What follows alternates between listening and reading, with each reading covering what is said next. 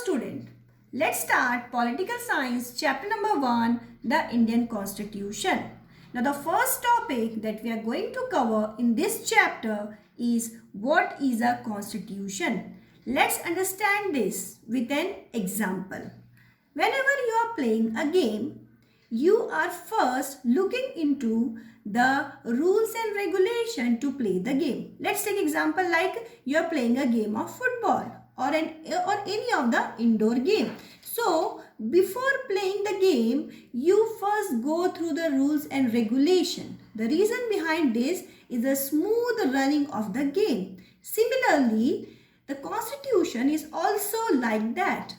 A constitution is a written document in which we find various rules and regulations to control the people and to govern the country. So constitution is actually a rule book which is mentioning all the rules and regulation for the people as well as for the government to depend upon to run the country properly. Now, let's discuss about Indian Constitution. You know, between December 1946 and 1949, the Constituent Assembly drafted a constitution for independent India.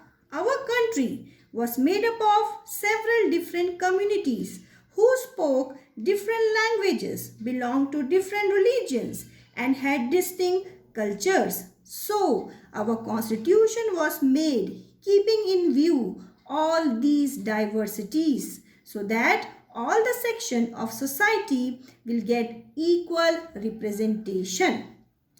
Dr. Bhim Rao Ambedkar is known as the father of Indian Constitution because of his greatest effort and contribution toward the making of Indian Constitution.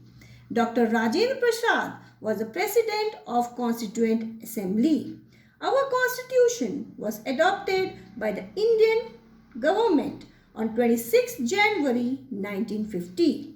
This day is celebrated every year by the people of India as the Republic Day. Start. Now the second topic in this chapter is why does a country needs a constitution? There are certain reasons when a country adopts a constitution. The very first need for a constitution in our country is it lays out certain ideals. The principles it laid down in our country. That's why we need constitution. Very first, our constitution tells about the fundamental nature of our society. Now, what is a fundamental nature? The fundamental nature means which type of government is there in our country. Is it a monarchy or a democratic form of government, or is it a dictatorship? So, for that reason, it is very important that the constitution is there. In our country, we had adopted democratic form of government.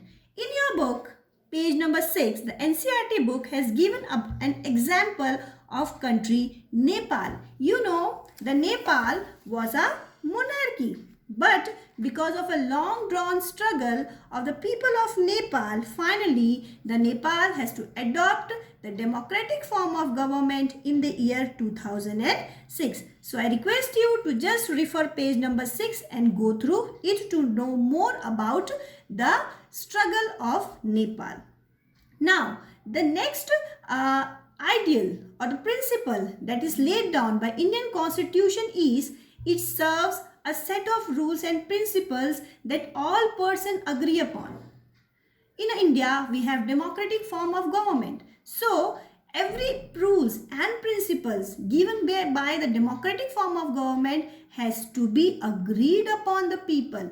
It means that any leader or any representative will not make any such rules which the people will not rely upon or will not depend upon. That's why the constitution is very important because it has to look after by the people.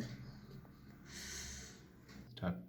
Now the second reason behind why does a country need a constitution is It defines the nature of a country's political system, means what type of political system we had adopted in our country, like type of political system a country adopted. For example, in India, we have democratic form of government in which we have adopted the universal adult franchise.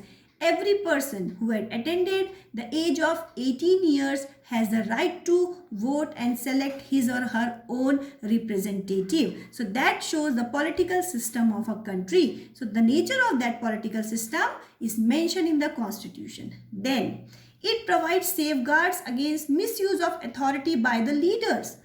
Though in our country we had adopted the democratic form of government in which we are depend upon our representative for the running of the government. So sometimes it is possible that these leaders whom we had given the authority may misuse their authority. So to provide safeguard against such misuse of authorities by the leader, our constitution provides us safeguard.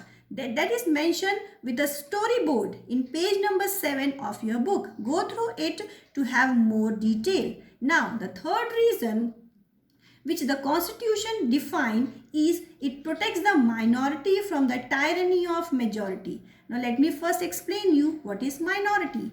Minority are those people whose numbers are less in our country, and majority are those group of people whose numbers are more in our country. So it is possible that this majority may dominate the minority. So to protect the minority against such domination, it is very important that a country must have a constitution. To refer this topic, you go to storyboard given in page number 8 of your NCERT book.